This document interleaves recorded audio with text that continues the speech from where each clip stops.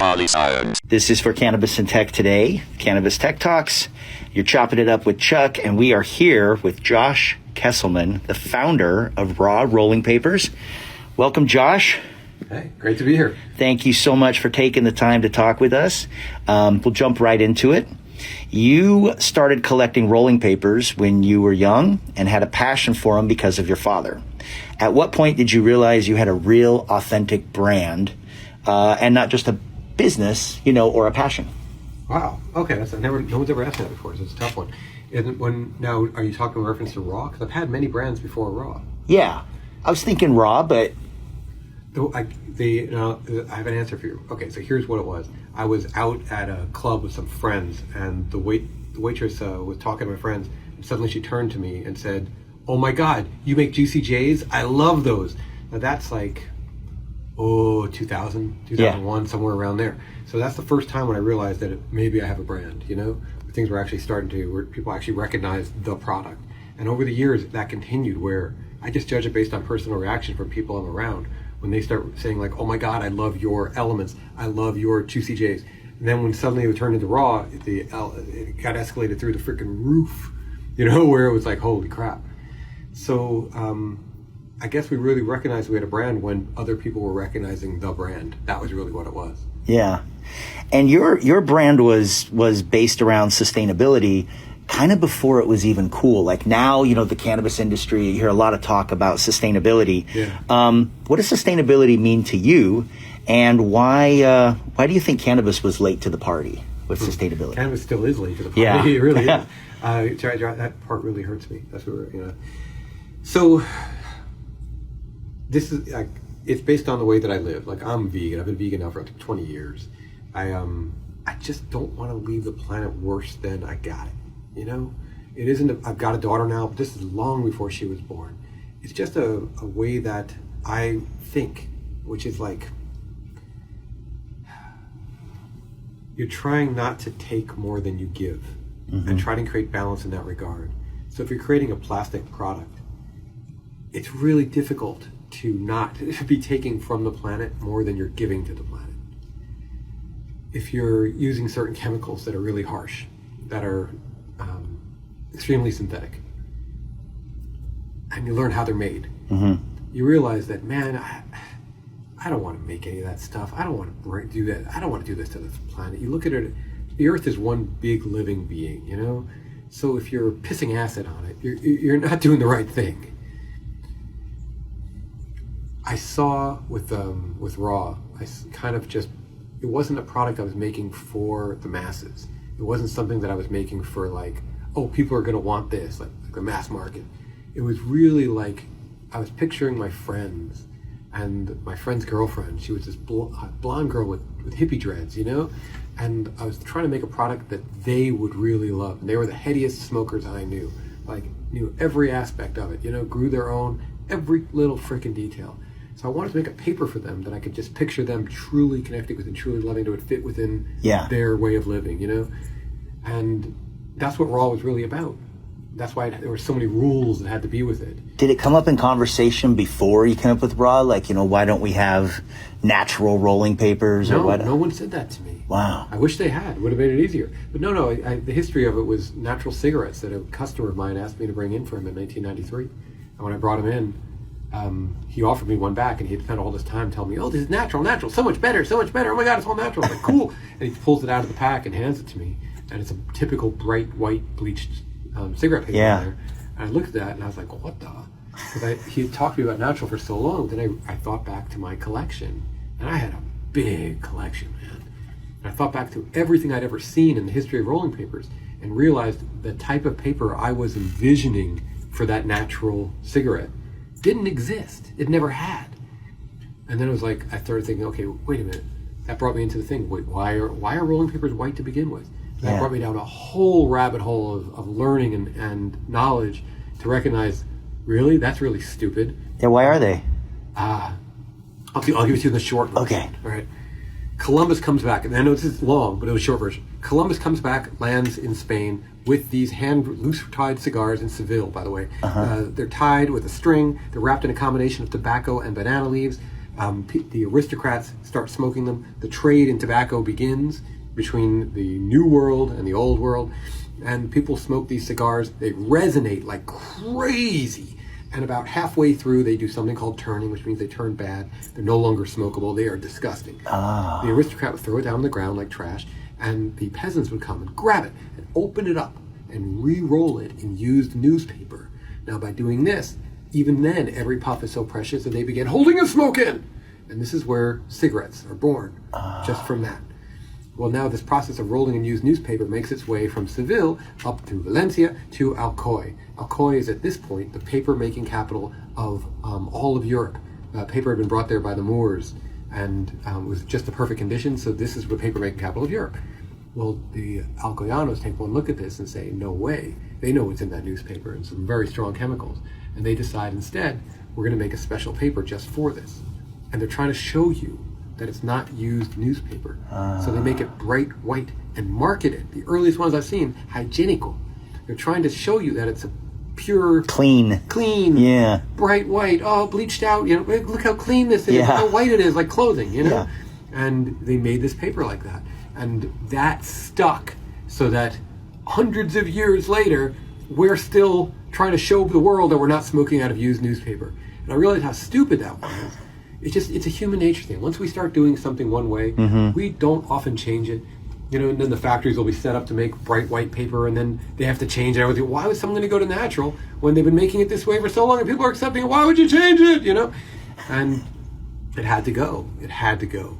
And it was quite the process, quite the journey, but I pulled it off. You know? It's just crazy that throughout, all the years that nobody had ever thought that to make a more, natural product, it was just accepted. This is how they are. This is how they are. Yeah. If you think about it, you cut down a tree, cut down hemp, cut down anything, it's not bright white on the outside. Yeah, no. That doesn't even make sense. Doesn't even make sense. There's nothing bright white about the tree or anything in there. Hemp stalks, nothing is bright white. Well, you mentioned Alcoy, Spain. Tell us about your factory there. Like how did you discover it? Is this like the main factory? Well, this is it's the family's factory, not mine, and it's the last, it's the last remaining rolling paper, authentic rolling paper factory in Alcoy. It's the last of the old ones. Its lineage can be traced back to the original rolling paper factories hundreds of years ago. Rolling papers have been made in Alcoy. Originally, they were made in small, very small. I wouldn't even call it a factory. It would be like a small little production thing in your house. Yeah. And you would mash up the fibers. You would spread out the sheets. You would dry it and make paper. It isn't really in your house, but it's a small factory like this. Then larger factories were born that could do it in a faster way. Then eventually continuous machines, instead of hanging the pulp on screens, literally in the air to dry it, now continuous machines, kind of like, you ever looked inside like a pizza, one of the cheaper pizza places? Yeah. I say a non-authentic pizza place. Yeah. You go into fucking Domino's, sorry to curse. Yeah. You go to freaking Domino's, We curse right? all the time. And you look in there and you'll see that machine that just kind of moves the stuff through the oven. That's not a real pizza oven, man, because it's not compressing, it's not getting that same, but it works, right? Yeah. And it's kind of like that with paper. It's a continuous, which is much faster. But it's and it's just not as, each sheet is not going to be as unique as if we were making it by hand on screens. I'd love to go back to the old way, but it'd be really hard to get anyone to do it with me. So because paper making is art. Now the actual process of making paper now is so automated and so perfected that that's not the hard part anymore. That's the easy part of making the base sheet. That's easy, man. It's like Michelangelo's canvas. Yeah, give me the canvas. Here we go. Thanks. That's great. Now you got to paint on it, man. And painting on it in rolling paper artistry is finishing the paper properly. When you get the paper, I'll tell you, I could sit here, I'll go on for hours. But essentially, you're trying to make it burn better. You're trying to reinvigorate the paper, kind of reactivate it to get it to more smooth, create more of a mellow burn. Yeah. Something that is going to run less. It'll feel better in your Burns hand. evenly. Much more evenly. Yeah. And you're really trying to seek for perfection. Something I learned in Alcoy was that micro changes, which are very hard to do, but even the smallest things can actually have a big impact in the final product. So instead of looking at it from like, how can we make more of this cheaper, you look at it for how can we make this better? Yeah. What can we do to improve that? What about Quality. it isn't just quality. Yeah. See, quality can be done by, like, the Toyota makes a great car, the Camry. That's a great car. That thing will never break. It'll run for a zillion miles. But it doesn't have the heart and soul of, like, a hand-built Bentley. You know what I mean? It just doesn't have that feeling, that connection. You don't get in it and be like, this freaking car is alive, man. It's kind of like that. It's the opposite of genericism. It's the opposite of homogenization. Yeah. You're trying to really look for ways to, how is that thing performing? What can I do to make it better? What does better mean? It doesn't mean that every sheet is the same. Yeah. It's actually the opposite of that, because you're trying to make it more natural, trying to bring it back. I want to make it more where, like, each sheet gives the consumer, the end smoker, the experience I want them to have, which the experience I want them to have is to smoke the best rolling paper that's ever been made in the history of mankind. Up till now. That up till now is very important, because this is part of an Alcoyano tradition where each person who becomes the old man of Alcoy, which I think is me at the moment, has this, we carry forward this link in the chain thought, that you are just a link in the chain, and you want to be the best link in that chain you can be, knowing full well that your time's going to end, and someone else will be the next link. And while you're being that best link, your goal is to make the best rolling paper that's ever been made, try to outdo everyone before you, take all their knowledge, all their... It's your legacy. Yeah, it's your legacy. Yeah. If you're lucky, you get some of their machines, like we've gotten, and some of their knowledge, and some of their workers even, and you try to make it even better than it's been made before by looking at small details and nuances. What type of water are you using for your... Every little thing is important. Yeah. And have you made improvements to the factory? Didn't you tell us about that. I can't tell you about it. I'd love to. No, like, it's there's so many things I want to share with people, and I share what I can on social media. Like, sometimes pushing it even further than I want to, but I can't show any of the really best parts. Yeah. Because, Slugworth is out there watching, and Slugworth is not an individual person, by the way. Yeah. It's a mindset that some of my competitors have. And the only way I can describe it is to call it Slugworth. And not all of them have it. Some of my competitors are really good people. And some of them are just like following me around like a giant Xerox machine. Yeah. So it's the Xerox machine guys that because of them, I can't show the coolest things. And I wish I could, man. Yeah. Well, it's good. I mean, it's the secret sauce. It's, how did the pandemic affect your factory? Well, in Alcoy, it was very difficult because we like to work. Yeah. We like what we do. So being told that we're not allowed to work is hard for us. Mm-hmm. And also, the Alcoyanos are very family-oriented.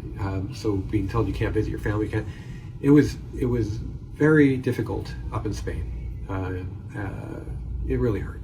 However, we got permission from the mayor to stay open, special permission. We had to put in very strong COVID precautions. What we did is basically every other machine was working. So in order to keep people further away from each other. And then the employees themselves, they had to come in their own vehicles. They weren't allowed to carpool. And they basically had to agree that they would truly isolate from anyone else that was not already living in their household, and anyone who's in their household to isolate as well. Wow. We did so many precautions. Yeah. And we opened up a lot more outdoor space as well.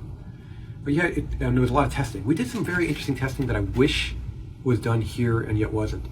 According to what we read, it was easier to tell if you had COVID through a smell test, and it was more prevalent that you would lose smell than if you had a fever. So then why are we checking fevers when we could do smell tests? So sure, everyone had to do a temperature check on the way in, of course, but they also had to do a smell test. Can you smell this? We had some local essential oils. Yeah. If you can't smell this, let us know.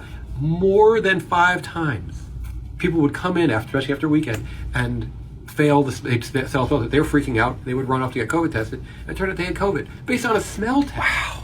So that we never had a single outbreak of COVID within the factory.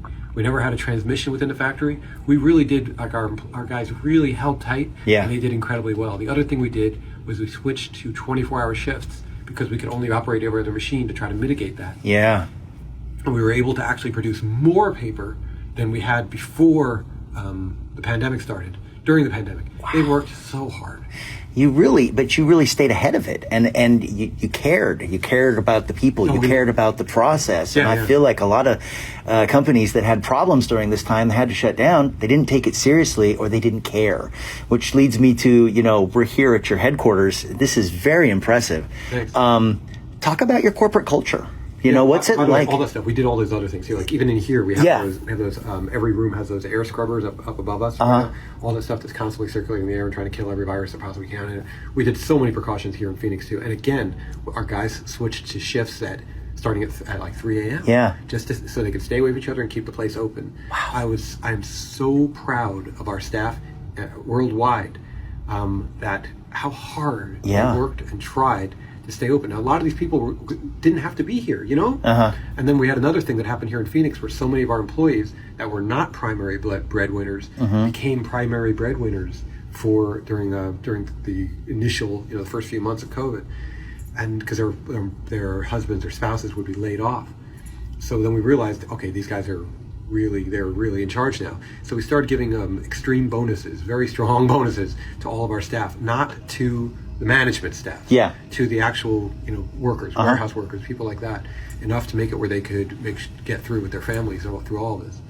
So it was a hard time for all of us. Yeah. But there's so many quotes that I've heard about this over the years that in troubled times that's when people really can shine. Yeah. So like I'm hoping my staff and all of our people will look back at this and be like, no, those guys really they cared. Yeah. Like the thing we're trying to show everyone around us is we really care, man. Yeah. And we want you to care too. And we're going to show you that by caring about you. Yeah. Yeah.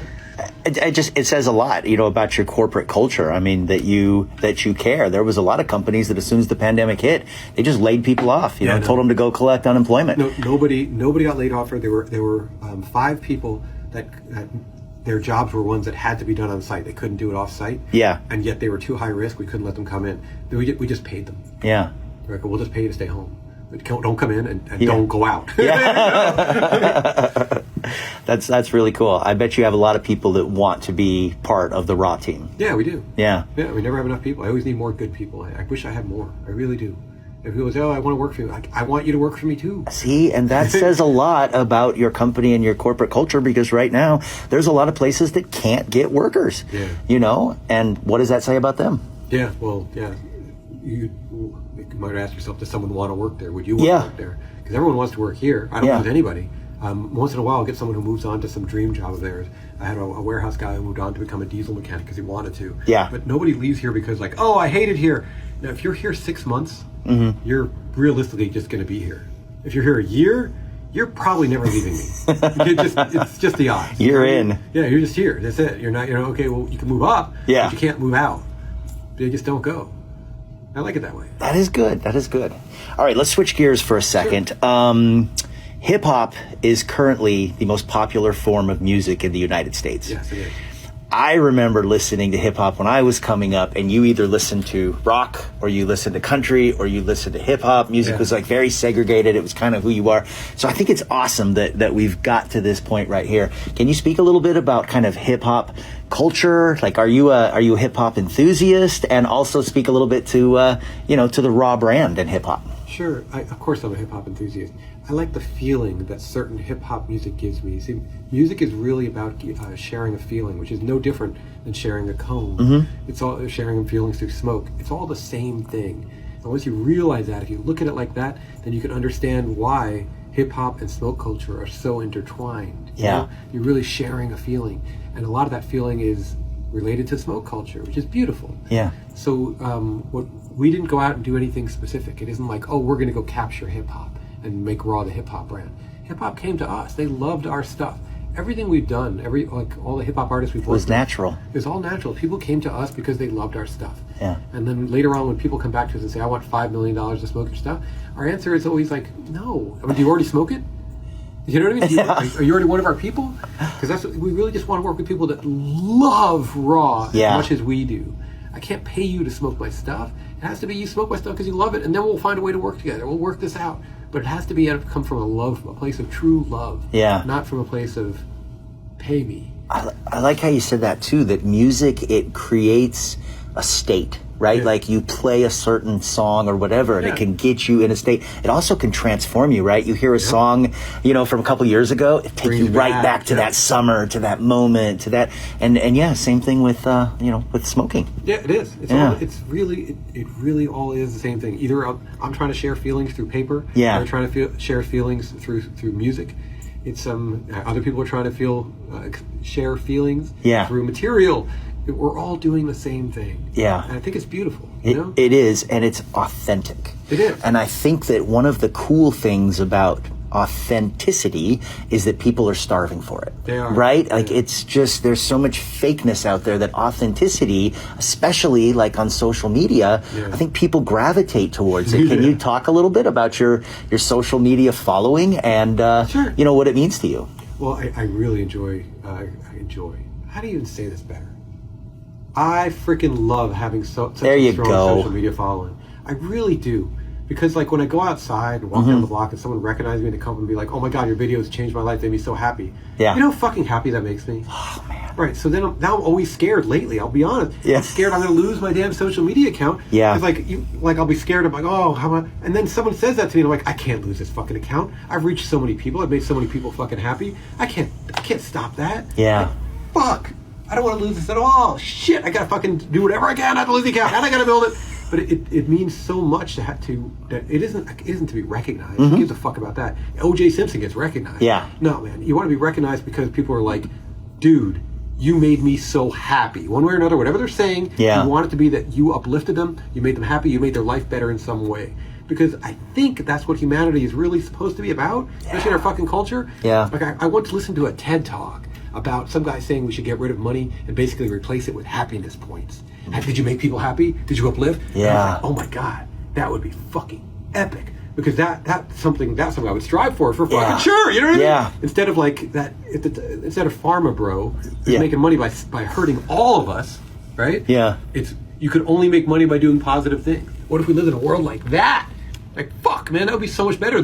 People say capitalism is root of all your capitalism, the problem. It's not capitalism. It's what capitalism is based on. Yeah. We kind of have to shift our society towards rewarding people that truly better society or uplift people, like musicians and people, anything like that. Yeah. If we can just kind of shift our reward base. Comedians. Shift artists. Our reward basis for people that help and elevate society, real doctors, you know what I mean? Yeah. True inventors, things like that, then we would have a better place. It isn't capitalism, it's what we're based on here, man. Yeah. The fact that you can cheat your way through it is the issue.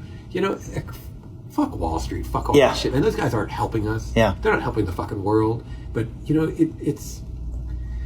I'll go off on a tangent. No, it's good. It's good. I mean, I think... So social media means a lot to me. We were talking about social media. Social media means a lot to me. I want to be able to talk to people. I want to be able to get positive messages out into the world and uplift them, because I know that when I go, the only thing left behind that anyone will remember me by are those social media videos. Yeah. And this thing where I start talking fast and going fast. This goes back to when I was a kid and I had a stutter. Right? And I go see speech therapists and all that stuff. My mom made me go to, my grandma actually took me, and I remember it now. And I was having a lot of trouble with it. And one day I heard him say to my grandma, Josh needs to understand that his brain is moving faster than his mouth can, and that's causing the stutter. Well, I heard that, and I was like, I remember being a little kid and thinking, I can just talk faster. Right? And then I started just talking so fast that it was ludicrous. You know what I mean? Like, I could, but that got me out of stuttering. Yeah. Because then I could slow it down a little bit to get to a medium point. So when I start going on my videos and you see me going so fucking fast and jumping around all happy like that, that's because I start getting pumped, and it becomes so much fun for me to make that video. Yeah. And I'm letting out my little kid who wants to talk so fucking fast, and I'm jumping around, and my energy is going through the fucking ceiling. Yeah. And when the video is done, I'm just like, I feel fucking great. You know what I mean? Like, I'm so fucking hyped. When I start off doing a video, sometimes I'll be low. You know what I mean? Like, if I was doing a video for this jar that no one can see but you. Yeah. I was doing a video with this jar. I'm looking at it first thinking, what do people really need to know about it? And I'll do like a little draft. Oh, you know, it's a cool jar. It does this. And I'm like, oh my God, the handle. Look how it goes like that. Oh my God, look, it's got a recharger one thing. Oh my God, look at that light. That light is fucking bright. And next thing I start getting excited. Yeah. I do the video again and again. Next thing you know, it's so fucking hype. People are like, oh my God, you must be smoking crack. I'm like, hell no. Hell no, man. Shit. No fucking way. That would end the party way too soon. But just, it's, that's goes back to the same thing. That's one of the reasons I enjoy social media. I love Yeah. it when I get to make a video that I'm enjoying, where I'm having fucking fun, and then I share that with the world, and then they enjoy it, and it makes them happy too. Well, shit, man, that's like the definition of epic, you know? People love it. And you know what I've noticed too is that a lot of times, social media posts are full of all kinds of trolls and things like that. People jumping in there just kind of, just they can't wait to piss on someone's idea or their thing or whatever. I don't notice that as much with your stuff. It seems like your followers kind of are getting that vibe from you, and they seem, again, there's always going to be trolls, there's always going to be assholes, but your just the whole flow and vibe of it seems positive, it seems kind of encouraging and community. Well, here's what I did when I started getting some trolls. As they were coming on, I refused. I didn't. It's not that people say I won't engage with them, you delete them, block them. Sure, you can do that too. But what I did was, like, if they would pick on me, I would tell them, basically my response to them one way or another would be basically telling them, dude, you don't know the half of it. Yeah. Like, oh my God, you have a lisp. Yep, I do. You know what else I do? You know what I mean? Just fucking make fun of myself worse than they ever could. You know what I mean? Yeah, and I dress funny too, dude. And once in a while my left eye will twitch. You want to know what else you want to know? And it would just be like, what? But you suck. Oh, dude, of course I do. I'm the worst guy in the fucking world. Yeah. Whatever they're telling me, whatever they're saying, I'm just going to be completely, as I can, try to just deflect it with pure honesty of like, yeah, man, you're right. Yep. It's like an 8 Mile when Eminem comes out and, says everything that he's going to say about him. They have nothing left to say. I can make fun of myself worse than anyone else in the fucking world, dude. Yeah. And but I try not to respond with any form of negativity because it's just not going to go anywhere. It's just not going to help. Yeah. It's if someone tells me I don't know how to roll, you're right. I could definitely roll better. I should have taken my time and rolled another roll. You're right. You know what I mean? I could definitely roll better. I can learn another trick. You're totally right, bro. It sounds absurd to me, but I'm you rolled that too loose. You're right. I should have tapped it 10 times more, man. The world's ready as mom. I can't go at them. Yeah. No, I could share knowledge. Yeah. But that's about it. Yeah. And you got a production studio at your home. You're cranking out this content. Okay, my production studio is this iPhone here, and I think I have a cordless mic plugged in right over there that I plug into the iPhone. That's it, man. That's it. I got nothing. I got in my office. You see, people think I have a studio or a store. Yeah. It's one wall in my office. We just stuck up a bunch of product on the wall, and I stuck some old baker's desk in front of it. Yeah. We just used that for filming. That's and then awesome. As soon as I'm done filming, I'm back over to my work desk to try to finish some work. It's my house has nothing. I got no studio. I got nothing. Yeah. I was picturing you're gonna have some big like Snoop Dogg setup, no, mixers and all kinds of stuff. Nothing, man. I got buckets. Do you like toys, cars, motorcycles, things like that? Okay, I'm glad you asked about that. Like, I like actual toys. The toy has to be fun, is what I came to recognize. All right. So like electric bikes for me are fun. Yeah. So I got a bunch of little electric bikes that I fucking have so much fun on. They actually are fun. I got skateboards galore. Yeah. Stuff like that. I had a badass Harley, and then I had a bad hit and run where they cracked my foot in 3 spots. Oh. And it was so not my fault, like so unavoidable that all I could do was save my own life, that I realized I gotta stop. I gotta stop riding that bike. And so many other friends have gotten hurt. So here in Arizona, I decided I wasn't riding anymore. I fixed my bike back up. I got this bike just to teach my daughter how to wrench. Yeah. An older Harley, just a sportster. People are like, oh my God, you should get the biggest, baddest Harley ever. I'm like, nah. I just want a little 1200 Ironhead Evo Sporty. It'll be great, man. Lasted rubber-mounted carbureted bikes. And with the carburetor, I can teach my daughter how to adjust a carb, how to operate a choke. Yeah. I'm like, let me get this bike. What are you nuts? I'm like, no, this is going to be fine, man. But that bike's only $4,000. Great, that's plenty. Let's get this bike. This is my bike right here. So I bought that old Harley and fixed it up. Anyway, so after the accident, I fixed it back up with Coco, and we auctioned it off for charity. And we did real well for, it was for the Home for Good, a charity that we're one of the primary financial sponsors of. And we saved so many dogs and cats' lives with the auctioning of that bike. It went to a much better spot than sitting in my garage. Yeah. Okay, so now toys, real toys, right? So growing up, when I was a kid, I didn't grow up with much money, but you play with the toy cars, and I loved my toy cars, man. And one day some aunt or someone gave me a toy Magnum PI Ferrari, and I thought it would be the coolest thing to add in my collection of toy cars. I couldn't play with it. Yeah. Because I couldn't imagine myself driving it. Right? Wow. Never thought I'd get to a space where I could afford a fucking Ferrari. But I remember that car, I just felt so uncomfortable even playing with it. So years later, I got the money under the belt, the whole thing, so you're living the dream. You go and you buy yourself that Ferrari, the unimaginable dream, right? Yeah. And I got the Ferrari, okay, cool, and I get in and I'm driving and I can't forget thinking to myself, this would have been so fucking cool when I was 17. Fuck! Now it's this, okay, it's cool, and I'm avoiding cops, and I'm fucking, this is not as much fun at all. It was beautiful, it was amazing. But I held on to the dream for a number of years, and then when COVID hit, Yeah. I took the Ferrari out for a quick drive, and I felt like a douchebag. I'm just being honest. I felt like a fucking douche canoe. I was like, I got friends out there that are losing their jobs, that are fucking really in trouble, and I'm out here driving a fucking Ferrari. Like, no, nah. So I sent it up to the dealership and said, guys, I can't do this anymore. I don't want to drive this. I don't feel, it's not making me happy. Yeah. I don't know what to do with it. They're like, hold on, wait, just sit on it for 6 months. There's going to be a shortage for Ferrari. Like, all right, fine, whatever you want. They sat on it for 6 months, and they called me up one day and said, we got you back what you paid for it. Wow. Like, wow, these years later, great, awesome. Yeah. So that was the end of the toy and the end of the dream. It just wasn't fun anymore. You know what I have fun in? I have fun in my fucking Prius. Yeah. Did you see what I did to my Prius? We No. wrapped it, made it all fucking color changing. Yeah. I did rims on it. My Priuses are great because I get them. I don't give a fuck. You know what I mean? Yeah. Oh, I park next to somebody, they scratch my car. Okay, that sucks, but it isn't like, oh my god, you scratched my... No, my Prius is fucking badass. And now, because my daughter took my badass fucking Prius, sorry, she's gonna listen to this. Coco, it's okay, I love you. You can have my Prius, it's okay. But because she took my Prius, Yeah. I got a Tesla, which the coolest thing about the Tesla is the technology. And it isn't bad, technology is cool, Cannabis Tech, but no. Especially if you're tired Yes. and you're driving, it has an autopilot thing that keeps me in the lane and makes me feel better and safer, and I don't get all paranoid when I'm driving, and that made me so happy. It actually Yeah. made me happier. See what I mean? Yeah. Like, I'm like, I like this. This is happy. And I can leave it cold with my dog inside. That makes me happy fucking too. I go down to the park with her. It's 125 here in Phoenix in the summer. She can play for a little bit. She gets too hot. Back in the air-conditioned car that's already cold waiting for her. That made me happy. So that kind of shit, like that's how I try to judge toys now. Is this actually going to make me happier? Yeah. If I'm showing off to people, that's no cool. That's not cool for me. It's not going to make me happy. Because if I'm showing off, that means I'm making someone else unhappy in a way, right? Yeah. Or making them long. It's not, that's not cool.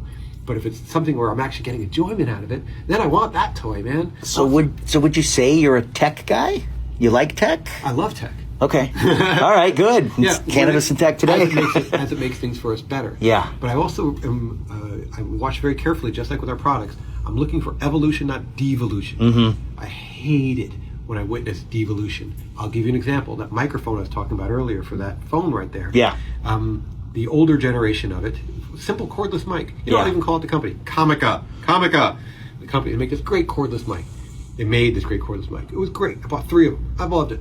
Cool. They come with the new version. The new version was not as good. Right? It was smaller, used different channels, but it was truly not as good, to the point where I was like, is this just me or is everyone hearing his?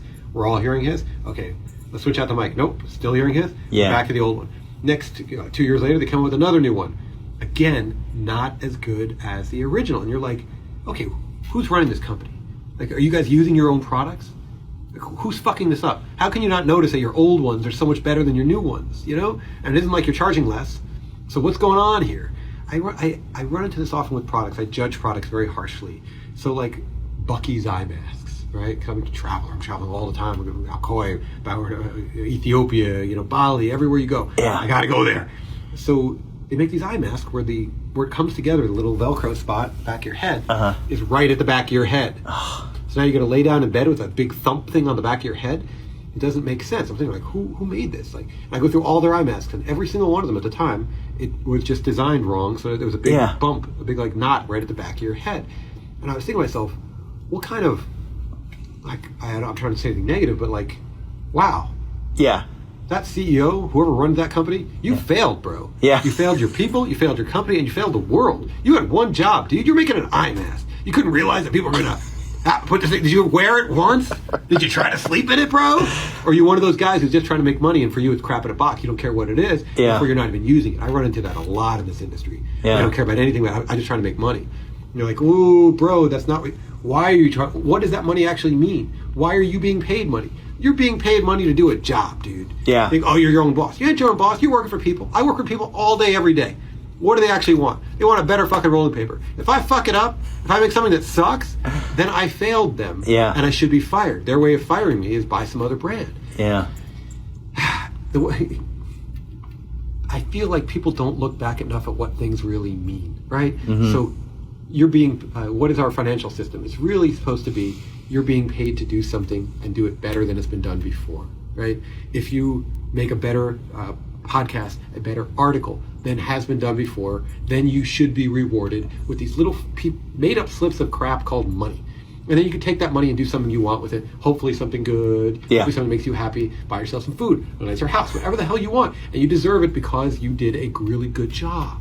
That's how our system is essentially supposed to be based. Yeah. If I do a great job, make you a better paper that's been made before, then I technically deserve your little slips of paper, and I use them to make even better paper and make even better stuff, and we all fucking win together, and it's beautiful. Yeah. If I fuck up my job, if I make you a rolling machine that snaps in half, if I make, if I make cones that are made with a paper that is not strong enough to actually be used as a cone, and you get a lot of puncture holes, I'm calling someone out here, then I don't deserve your money, man. In fact, I deserve the opposite of that. I shouldn't be around. Yeah. Because I didn't make it better for you. In fact, I made it worse. Yeah. So our system works if we allow it to. It's great. No, I mean you're undeniably an influencer, right, in the cannabis space, and this is your mantra. This is what you truly believe in. How do you feel that the cannabis industry views you as an influencer?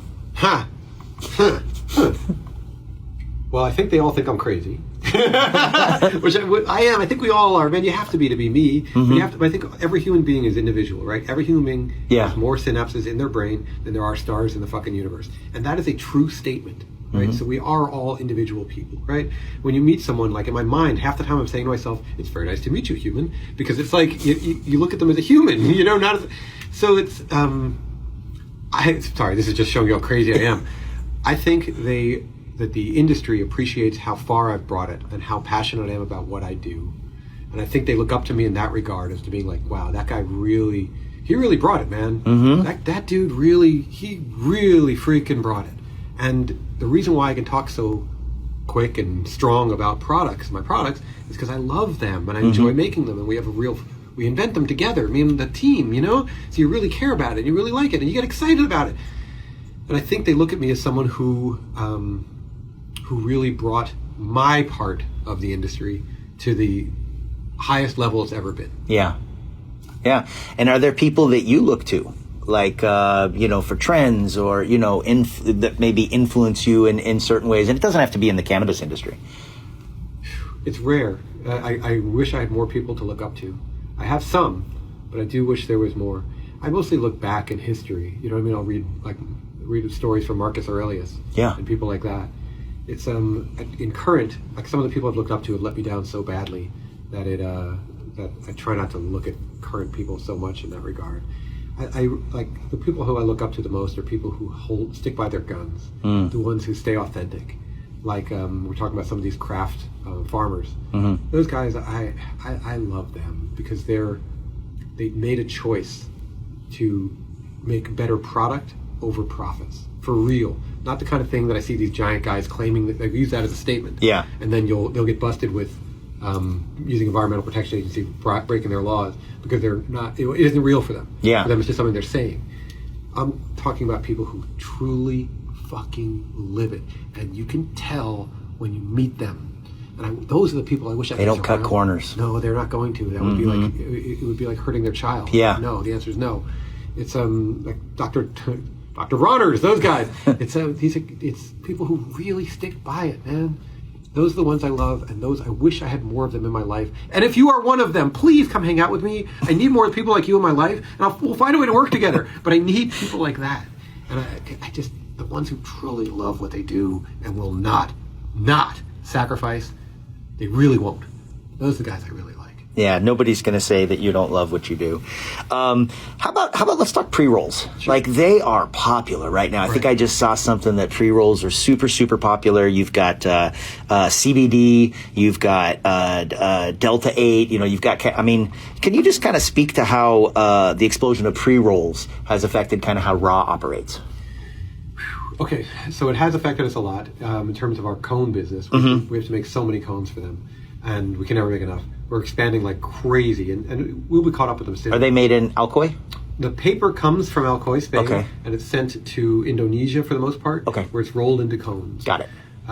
It's a process. It really is. And there's lots of testing involved, a lot of production, but in the end, I believe that our cones are the best that there are. I've seen lots of people try to find ways to make them cheaper and easier, like spiral wrapping them, which makes them, in my experience, burn terrible. Not terrible, just not as good as a normal cone. And I've experienced so much of corner cutting that we refuse to do. So our experience has been simply these guys are eating me alive out of cones. Like, wow. But in addition, one thing that drives me crazy with pre-rolls is that the overwhelming majority are not filled properly. Yes. And it just drives me nuts. It's an uneven experience. I've been to LA, and bought some pre-rolls. We thought it'd be really cool. Me and the friends go and we'd light it up, and you can't even draw from it, you know. Or then you light one up and it just completely runs and burns. You know what I mean? Like it's a shitty, uneven experience. You don't know what you're going to get. You don't know what you're going to get. You don't know what's actually inside. There's a lot of trust involved, and a lot of times that trust is not placed. And you can't take it back, right? Yeah, I know. It's just done. This one sucks. Yeah, I know. Yeah. They I think a lot of people making pre-rolls don't truly understand where the cone comes from and understand how to fill the cone. They don't have enough experience. Yeah. So they're just trying to fill. They see a cylinder, and the mindset is, how can we fill this? Not without thought process of how can I make it burn better. Yeah. Yeah. What's the best way to fill this? How can I make an actual burn closer to what people get when they fill it correctly themselves? And I've seen a lot of crap. And it's sad, especially when they use my cones and it's not filled right. So I've tried to help. Yeah. I've tried to help. I put out videos teaching people, if you buy a pre-roll, even though it's a pre-roll, I teach them how to properly tap it and kind of give it a cone massage. Yeah. And they're going to try to get before you smoke it. Yeah. Because if you fill a cone, exactly. Yeah. There's a cone massage. Before you smoke it, it's a thing. Yeah, a massage. A cone massage is a real thing, man. I'm sorry, guys. This is the way it is. If you want to get to that level, if you want to get to the highest level in the world, you got to be a little bit crazy, and you got to give your cones massages and tap them. So let's say, I just think about it from your own perspective, right? You fill a cone right now. You and I sit here and let's say we fill enough for a little bit. We fill enough for a couple hours. We fill 6. Right? And then we bring them home with us. Now, they're bounced around in the car. They bounced around in your pocket. You stuck them in your bag. They went sideways. Some of them went upside down. They bounced around a good amount. Now, you finally get that thing home, drop your bag down the counter, take it out, and now you go to smoke it. Well, now the material inside that cone has been shifted around. It's moved, man. Convection has occurred in maybe not the direction you wanted it to. Yeah. The granular convection has definitely occurred. Things have moved around. And it's likely that that's going to affect the burn. So I feel like there's a lot more knowledge that has to be taught about. You bought that pre-roll pack, that's great. Now you don't have to fill it. You still got to work with it a little bit to settle it, to get back towards where it should be before you smoke it. Yeah. So I think there's some education that has to be done, in addition to filling them better. Yeah. Does Raw white label cones? White label? Like, make for other people? Yeah. We do. We make cones for other people. We give them a choice. They can either have our logo on it with theirs, or if they just want their logo on it, we'll do that for them too. Okay. We just want to make them happy.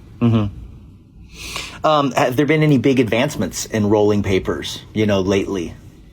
There have been. It depends upon what you mean by big. Or just advancements. Yeah, there have been some really... I love making... I've made some incredible things to make it easier to fill a cone. We've made it better, some fun little things just to make them burn better or put them out better. Yeah. I reinvented the 90s snuffer. It was something that was very popular in the 90s. You drop it in your ashtray and you would put your cigarette in there to extinguish it. It was eventually made for like a standard Marlboro type cigarette. Yeah. We recreated that for cones so you can put it out and relight it correctly.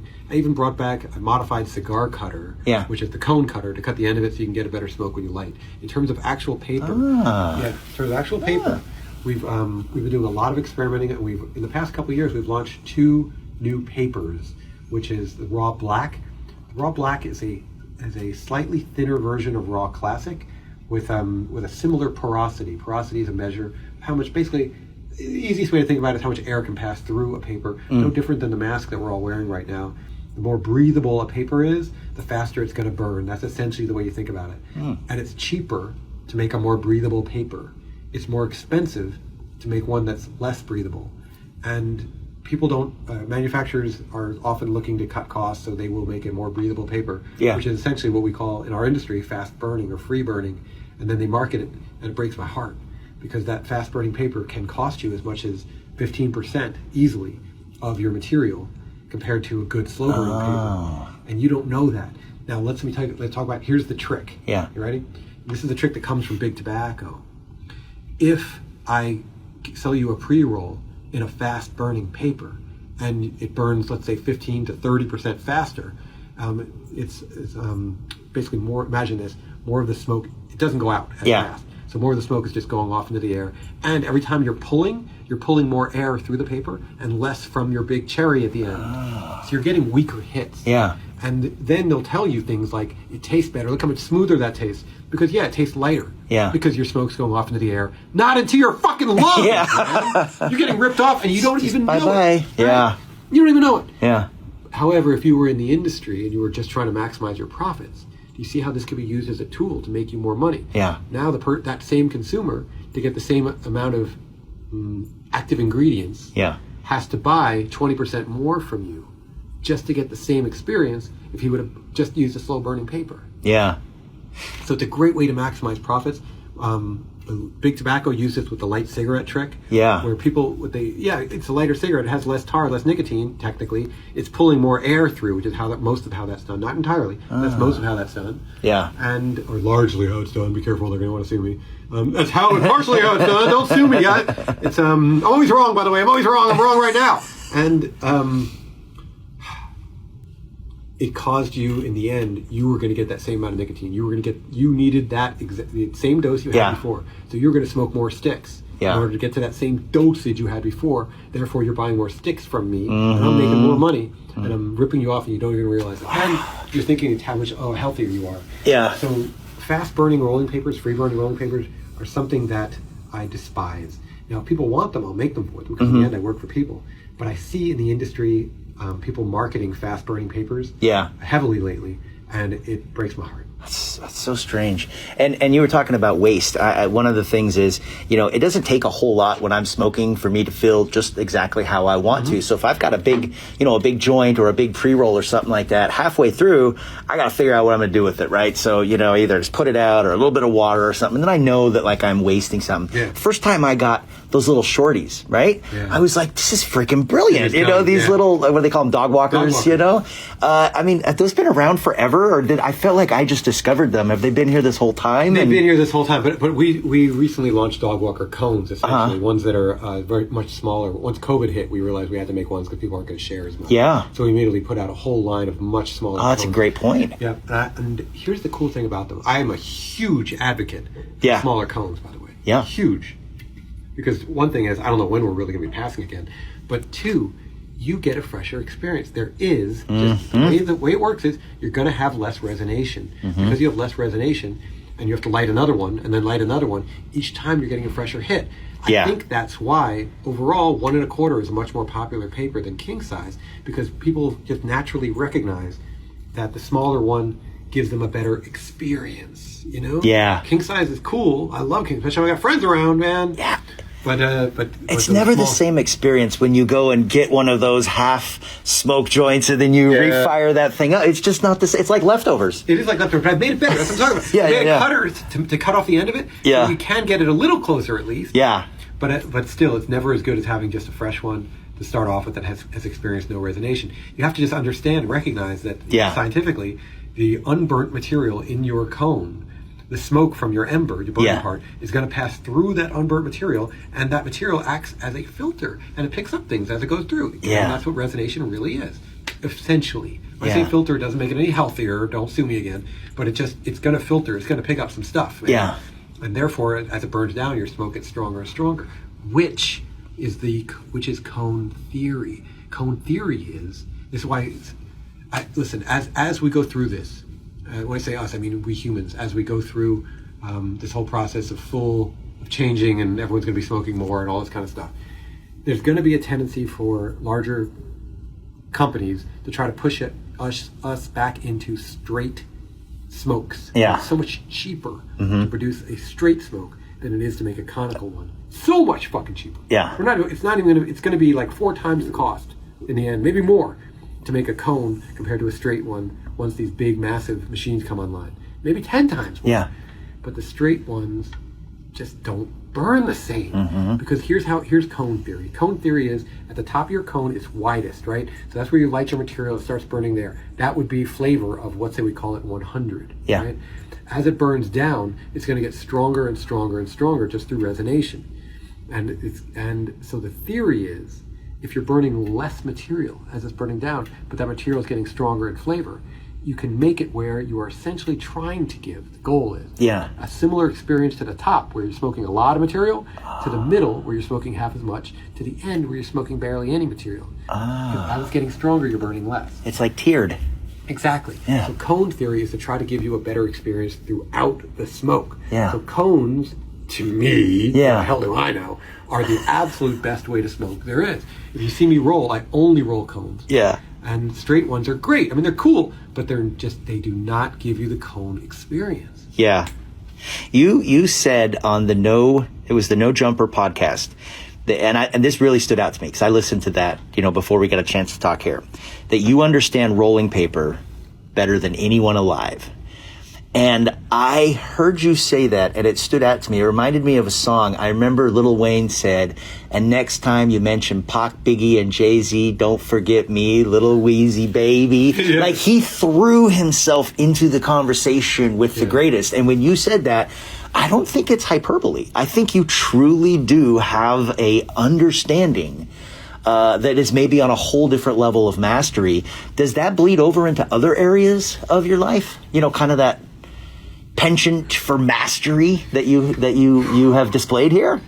I try to hold it back, honestly, because I want to go into things at such a level that it drives people crazy. Yeah. You know what I mean? Like simple things, like when we're making grinders, I want to go into it and I want to start tearing things up and making the best grinders ever made in the history of humanity. Yeah. But as we get through this and as we're working on it for 3 years, my guys start to get really angry at me, being like, Josh, this grinder already is better than anything I've tried. Can you please just put it out? So, okay, fine, we'll make 1,000 of them. I put out 1,000 of them. And then the market starts screaming at me, why did you only make 1,000 of them? I got one, I loved it, and my friends want one. Yeah. Can you make me one too? What the fuck, dude? I'm like, well, I want to make it better. Hold on, wait, I'm still learning. Wait, I'm not ready. Yeah. And they start pushing on me. So then I've learned I have to let go of it to some extent. It can get me into trouble, and where you're never really putting it out. I was like, okay, I guess in the end, my job is not to do that, but my job is to make people happy. And I'm already making them happy, and they're asking me to make more of it, but I really want to go back into it and make it even better. Okay, just let it go. Let it go, let it go, let it go, let it go, let it go. It's really good, Josh. Let it go. Let it go, let it go, let it go. But when it comes to paper, I can't let it go. Yeah. I can't let it go when it comes to paper. It's so, actually, I shouldn't say that. It's just so freaking hard, man. Mm-hmm. I just want to make Are you a perfectionist? Yes, very, very, very much so, yeah.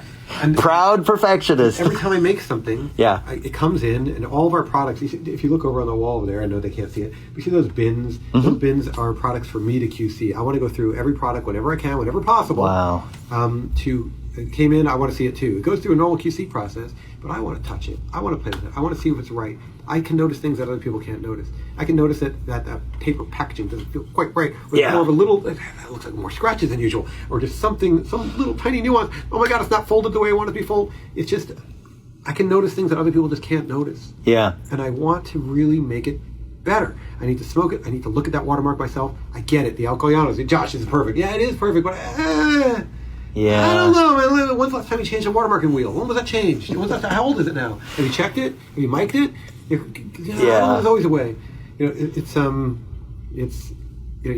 try to let go. I should say, let go. I try to let go. Yeah. I really try to let go. I just really want to bring it. Yeah. I mean, you know what I mean? Yeah. You go hard in the paint. Really, really hard. Yeah. And like the latest papers we made, like the raw black organic hemp. All right. And this is a paper that I was very reluctant to launch because it's an extremely difficult paper to roll in so much as it's so natural that if you get it wet at all, forget it. Just forget it. If you overlick it past the gum line into the paper, your tongue could puncture right through the paper because essentially it's so close to just being hemp in its natural state that was just mashed up. It's so close to that once you wet it, it just wants to go back to mash. You know? You got to think about it as imagine if you just took hemp, Yeah. cooked it, mashed it up, spread out the fibers, Yeah. and laid it into a sheet and smoked it. That's my goal, is to get it as close to just your home as I can realistically get it. Yeah. And I'm trying to do it for you by making it thinner than it's ever been made, and trying to get it with the low porosity so that it burns nice and slow. If I don't add certain chemicals, then it's going to be more affected by water than maybe it should be, or than if I'd added those chemicals. But I don't want to add those chemicals. I'd rather give you the natural experience and be like, well, fuck you, dude, don't lick it too much. I'm bringing you natural here, man, you know? You want something that you can lick right through? There's plenty of papers on the shelf you can buy for 99 cents a pack. Yeah. You can lick with your whole tongue, and it'll be fine. This is not one of them. This is made for the highest level fucking smoker, who's going to be careful and roll it carefully. And when he smokes it, he's going to notice the nuances of that of how his palate is affected by not having that chemical in there. And he's going to enjoy it, and he's going to be like, wow, this is that incredible experience I was going for. I'm definitely not going to be the cheapest dude on the shelf. Yeah. I'll tell you that. Yeah. But that's not what I'm going for, man. I'm not trying to make the most. I'm trying to make the best. The best.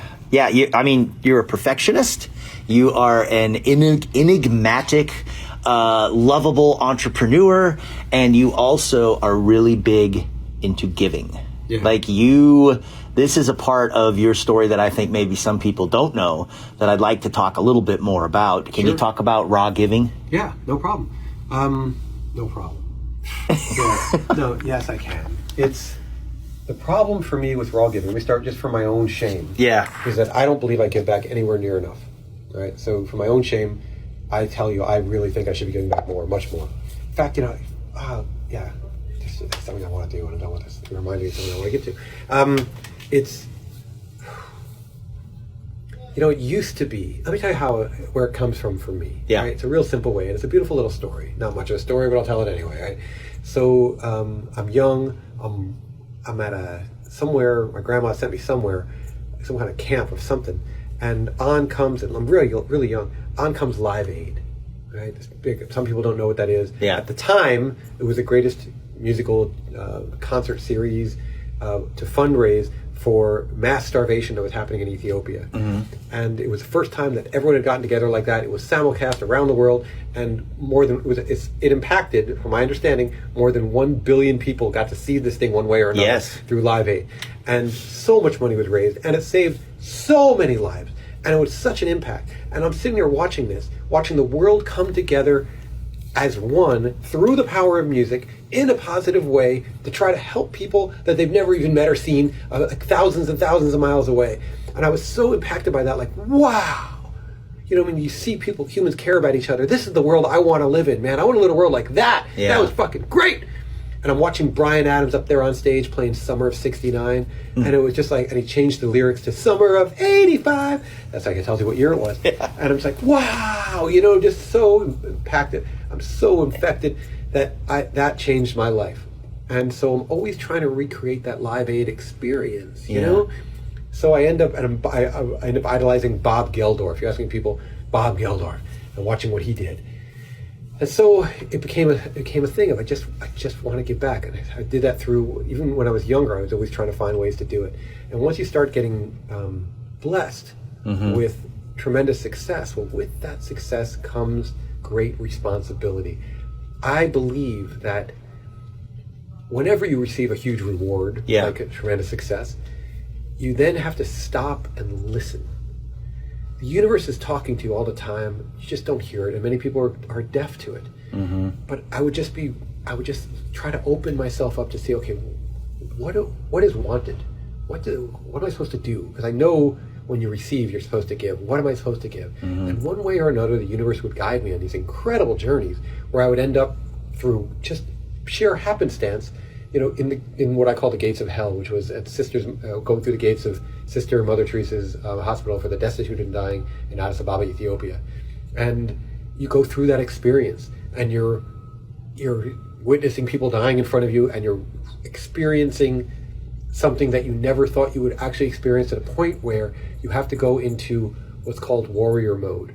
Warrior mode is you have to turn off all your emotion and just function. Yeah. Where your job today is to take these people off, take these dead people, the person who's passed away, deceased, onto this gurney. Other people are going to take the gurney away. Your job is to take them off the bed. The next person comes and you put them on that same bed without changing the sheets. so that they can die on that same bet. This is what you're doing for the next few hours, Josh. Just do it. Don't think a thing. Don't say a fucking word. Because if you think one word, you're gone, man. You're gone. And you're doing things like that. These are experiences, obviously. And suddenly you realize maybe there's a way you can help. And maybe there's a way you can make this better. And that sort of mentality, that experience there led me into learning that they had a water problem. That they couldn't wash the sheets. They didn't have water to wash the sheets. They didn't have water to wash the patients. They just had enough water to drink.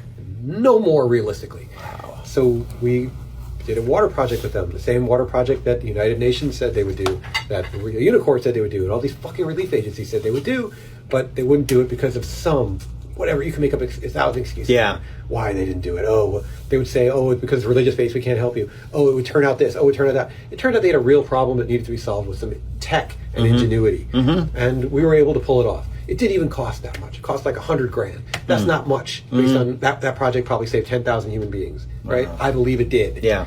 I really strongly believe it did. And the impact I got to witness that that project had was tremendous. And we maintain it.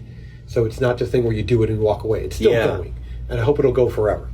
It's, I'll explain it to you. I was in a village in Ethiopia once, and people were asking us why we'd helped them. And they couldn't understand why we'd helped them. And I told them something just spontaneously that I think explains a lot of it to this day. I explained to them through a translator, it's like, let's say you had an incredibly bountiful harvest, and you had raised more grain than you could possibly eat, so much so that it would go bad if you kept it. You would probably take that excess grain and you would give it away to other communities, right? And they said, yes, of course. I said, well, I got more grain than I need, man. So I'm sharing it with you. And they were just like, oh. They got it? Everything was fine after that point. Up to that point, they were very suspect, couldn't understand it. What are you doing? As soon as that connected, it was just like, oh, this is the way we humans are supposed to be with each other, right? Yeah. We're supposed to do this, always. Yeah. At least that's what I believe. And watching the old rockers do it, man, that really brought me back. And so when I started really giving back, the universe spoke to me. I'll tell you what it did. Through a friend of mine whose name is actually Don Bull. It's funny. I ended up reconnecting with Brian Adams years later. He lived in Vancouver, Canada. And I went and had a sit down with Brian Adams to ask him, oh, Brian, I know you give back. You've got all this, your own giving back way. You've got the Brian Adams Foundation and all this stuff. What should I do, essentially? And we sat down and talked. And Brian talked to me, and he said, Josh, you're not going to believe this, but I have a website I was going to use called Raw Foundation. Yeah. We should create a Raw Foundation. He didn't mean like a thing to, a foundation of giving, a foundation of giving back, a foundation of helping people, a foundation of a new way of living. That's what we should do. And that led me down a really cool journey where we don't call it raw, now it's raw giving, because it's not a 501c3. We don't take money from anyone. That's part of this, by the way.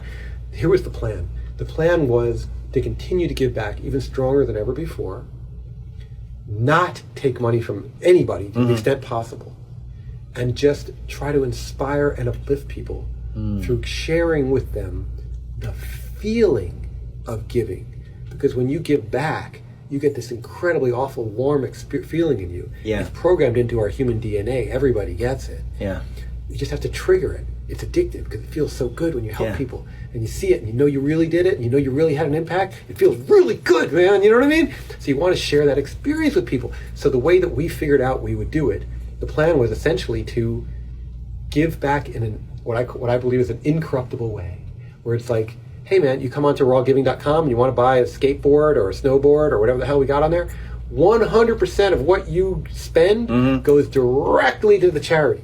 We don't even take off cost of goods or anything like that, blah, blah, shipping, blah, blah, blah. Nope. You just make a donation to Wine to Water, one of our really close friends, for let's say $100, and then you get this thing. I send it to you for free, man. I even sign it if you want me to. Here it is. And why are we doing this? I'm not gaining anything from this. Except I'm doing the right thing. I'm helping you get that feeling of, you just gave $100 to Wine to Water. You know what that just did, man? You just saved a human life. $100 is about the cost. You just saved a human being, dude, just like you. Same DNA, same everything as you. You just saved a life. Here's a tray, man. Thank you. Wow. Thank you for saving a life. Does that feel good? Do you understand what impact you just had? Yeah. So you're trying to create a movement a philosophy, something that feels so good to them that they get addicted to it the way that I am, and that they give back too. What Brian said to me was, Josh, imagine a rock rolling down a mountain. You start off, you get a good sized rock, and you start rolling it down a mountain, right? And it's rolling, and it'll pick up speed. And by the time it gets down to the bottom, it'll do some damage, man. That's cool, right? Yeah, that's kind of what you're doing right now. Now imagine this. Let's say you take that same rock and you roll it down towards a giant pile of other rocks. Yeah. And it hits all of them, and they start rolling too. Well, now you got a fucking landslide, man. Yeah. Now you got a movement. Now you're making real social change. So that's what raw giving is really about. And I'm sorry for being so long on this. I beg you to edit this, because I will keep you here till the night falls and the sun will rise, and I'll still be talking to you about this. And I would love to if you left the whole thing. Yeah. But I want people to actually hear the messages. I want them to understand. And it isn't about me. It isn't about you. It's about the person listening to this. Yeah. Can I impact them? Can I get them to understand that feeling and do more of it? If I did, then again, I did a wonderful fucking thing, and I can get my statue in Alcoy, which is a whole other story. Yeah. I'm trying to get the statue. The greatest have statues. Yeah. I'm hoping that I'll be the first non-Alcoyano. I'm an honorary Alcoyano, but I'm not an Alcoyano. I would be the first non-Alcoyano to ever have a statue.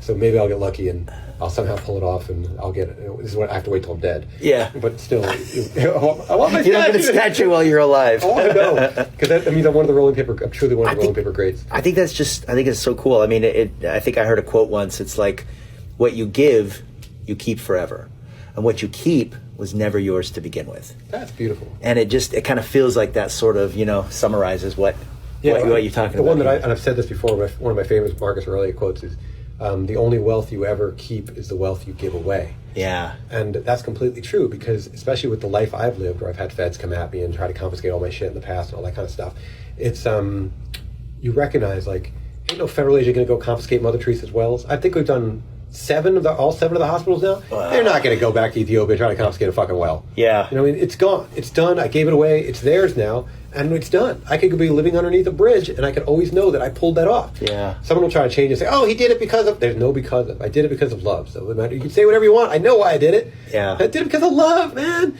If you go there, I always try to say, man, if I took Donald Trump there, sorry to be political, if you took him there, it would break his heart. He would cry too. It's just, you get so moved by seeing the people, feeling the pain they're going through, and seeing how you can actually have an impact. You're sitting there, you got money in your wallet, and there's people dying around you, and you realize that money in your wallet could save some of them. Oh, yeah. You're like, oh, shit, man. Right. Fuck, take whatever I got, man, we gotta get this. It's a feeling. And that is why I am, no one can judge me harsher than I can judge myself, that I don't give away squat compared to what I should give away. We've given away a couple $1 million, so what? I can give away more than that. I still have some nice stuff. I got a nice watch on my wrist right now, right? Pretty nice watch. Yeah, I could sell that wrist and that wrist. I could sell this watch. This watch could probably save, a lot of lives. Yeah. And yet I still have it on my wrist, don't I? So that's why I am a piece of shit, and I always will be until the day I really give it up. Yeah. And sell that watch for them. Really give. Because the sisters that are there, they take a vow of poverty. They really give it up. Ain't no rings on their fingers. Ain't no watch on their wrist. Yeah. It's gone. Yeah. So unless I achieve that kind of level that they're at, then I'll always be just a fucking piece of shit. Something you stepped on with your shoe and you scraped off. Well, I don't think you're a piece of shit. This has been a great journey. This whole conversation, I think, is going to really inspire and inform a lot of people, and that was what my goal was. I got 2 more questions for you. Sure. Okay. Where do you see the cannabis industry in 5 years? I believe we will have some form of federal legalization that'll make more cannabis legal than the type that's already legal. I believe that strongly. I hope that the industry somehow remains as fractionated as possible. Yeah. I don't want there to be any big players. I want there to be a zillion small players so that humans all really have a chance to succeed. That there's small cannabis companies, not big ones. Yeah. We don't need fucking McCannabis. And we're going right towards that right now. I would love to see some kind of situation that makes it where the industry is so spread out and so broken down that individual families really have a chance to succeed in it. And I'm scared that our extremely corrupt government is not going to do that. But I wish they would. I know. I wish something would happen that would make it where you can't have a farm to more than 5 acres and no other way than that. Fuck you. Yeah. It's something that just breaks it down where we can keep it small and keep it where we don't have to work for each other, where we all just work for ourselves. You know? Entrepreneurship can take root and do its thing. That's what I would love to see more than anything. I'm scared we're not going to get there because the people that are putting money in the politicians' pockets are not the small cannabis farmers. Yeah. It's the big ones. But that's what I wish I would see, man. Yeah. All right. You have a lot of empathy, obviously, clearly. And I believe empathy is a superpower. Where do you see yourself in 5 years, and what brings you hope?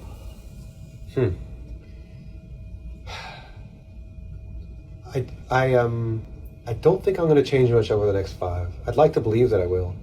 I know I'll get better at everything. I really will. I'm always getting better. I'm always learning. I'm always fucking up. Always making mistakes. And I try to learn from each one of them. I'm hoping that we're going to pull off some incredible raw pre-rolls that are going to help people experience it in a better way. I think we'll be going down that path more in the future. I want to be more of an advocate.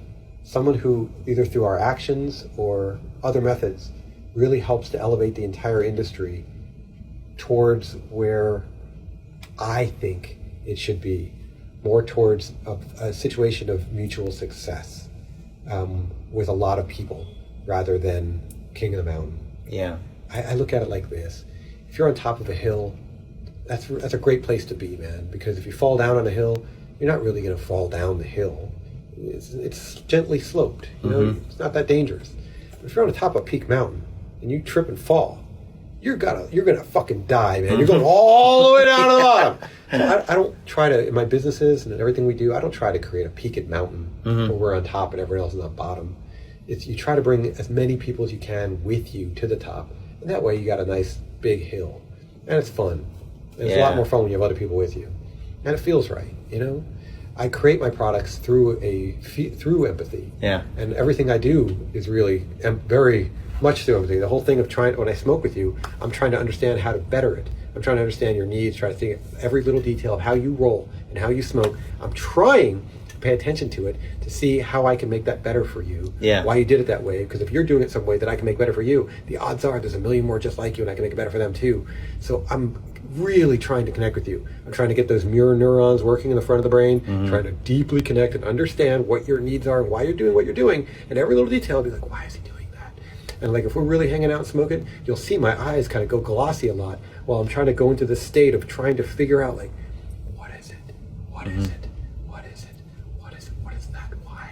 And suddenly it might come to me. It'll be like, light up like, oh my God, oh my God, oh my God. Do you always roll like that? You just put your hand there. Do you realize that? Your finger, ooh, do you always do that? You're like, oh, I never really noticed before. I'm like, oh, yeah, I know what I got to make.